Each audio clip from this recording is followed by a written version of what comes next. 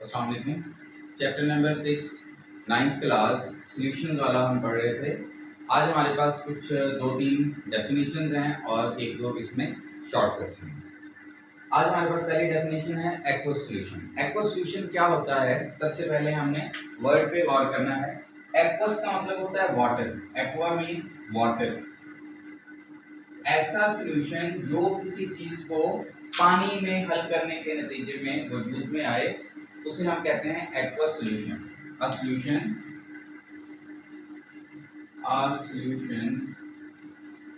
Formed by, जो बना है बाय डिसॉल्विंग, हल करने से, डिसॉल्विंग अ सब्सटेंस, एक शय, एक चीज को, अ सब्सटेंस इन वाटर, पानी में हल करने के नतीजे में बना है, इज कॉल्ड एक्वस सॉल्यूशन। उस सॉल्यूशन को हम क्या कहते हैं? Aqueous solution. किसी भी चीज को आप पानी में हल करें जो हल हो जाए, उसके नतीजे में जो सॉल्यूशन बनेगा वो कहलाएगा एक्वस सॉल्यूशन। फॉर एग्जांपल हमारे पास एग्जांपल हैं। नंबर 1, पहली एग्जांपल है हमारे पास sugar dissolve in water. Sugar जिसे हमने पानी में हल कर दिया, ये भी एक एग्जांपल है एक्वस सॉल्यूशन की। दूसरी एग्जांपल है हमारे पास salt dissolve in water. Salt जिसको हमने पानी में, नमक जिसको हमने पानी में हल कर दिया, ये भी हमारे पास एग्जांपल है एक्वस सॉल्यूशन। अब जब हम नमक या शुगर, चीनी हल करते हैं, सपोज ये मेरे पास एक बीकर है और इसके अंदर जो है वो मैंने पानी भरा हुआ है और यहाँ तक इसमें पानी। अब इसमें अगर मैं नमक हल कर देता हूँ, साल्ट हल कर देता हूँ, और यहाँ पे क्या था, ये वाटर था, तो अब आपको पता है वाटर ज्यादा होगा और साल्ट कम होगा, तो ऐसा सॉल्यूशन जो है वो हम उसे क्या कहेंगे? Aqueous solution. पानी हमने लिया हुआ है एज अ सॉल्वेंट और साल्ट जो है एज अ सॉल्यूट लिया हुआ है।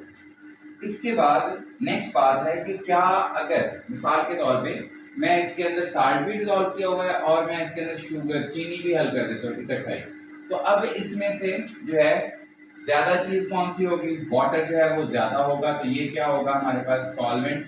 सॉल्यूशन का वो जो ज्यादा मिकदार में होता है वो सॉल्वेंट कहलाता है और जो कम होता है वो सॉल्यूट कहलाता है।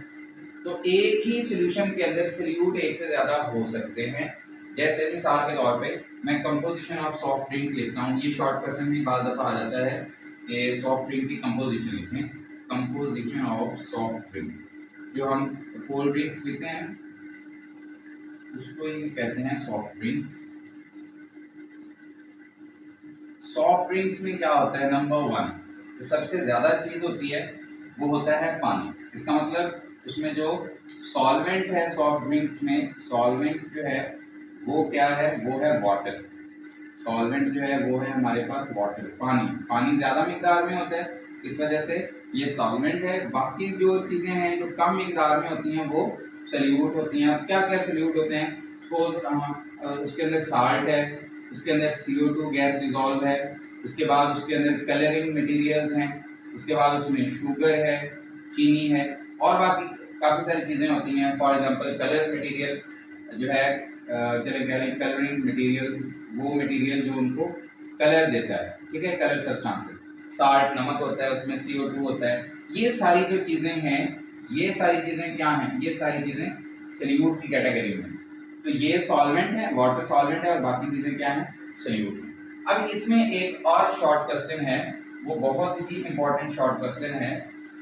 शॉर्ट क्वेश्चन क्या है? Y water is called universal solvent. पानी को यूनिवर्सल सॉल्वेंट क्यों कहा जाता है? यूनिवर्सल सॉल्वेंट क्यों कहा जाता है? ये इंपॉर्टेंट शॉर्ट क्वेश्चन। वैसे तो एक्वस सॉल्यूशन का भी as it is short question अहम है, और दूसरा पानी को यूनिवर्सल सॉल्वेंट क्यों कहते हैं, ये अहम क्वेश्चन है। अब इसका आंसर सिंपल है, वाटर इज कॉल्ड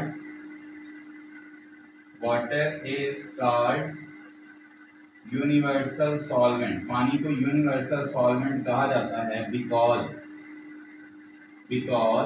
क्योंकि इट कैन डिसॉल्व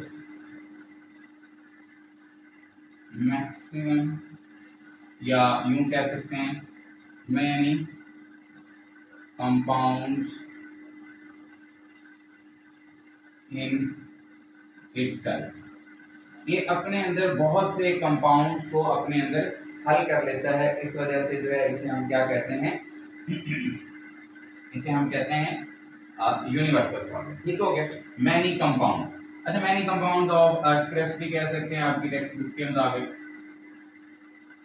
या सिंपली कह सकते हैं बहुत सारी चीजों को अपने अंदर हल कर लेता है, इस वजह से पानी को हम क्या कहते हैं, यूनिवर्सल सॉल्वेंट। और जो लैब में ज्यादा इस्तेमाल होते हैं सॉल्यूशन, लैब के अंदर, लेबोरेटरीज के अंदर, वो ज्यादातर या कॉमनली जो है यूज्ड वो एक्वस सॉल्यूशन ही होते हैं। कॉमनली यूज्ड जो होते हैं वो एक्वस सॉल्यूशन ही होते हैं, जो लैब के अंदर ज्यादा इस्तेमाल होते हैं।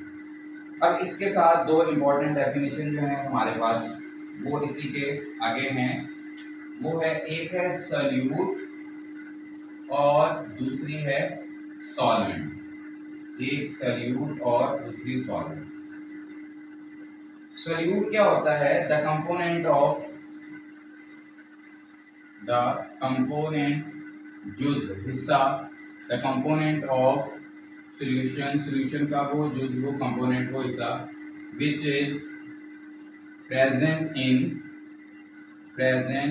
इन स्मॉलर क्वांटिटी या स्मॉलर अमाउंट कह सकते हो, कम अमाउंट, कम मिकदार में मौजूद हो, इज कॉल्ड, उसे हम क्या कहते हैं, सॉल्यूट। और सॉल्वेंट क्या होगा, द कंपोनेंट ऑफ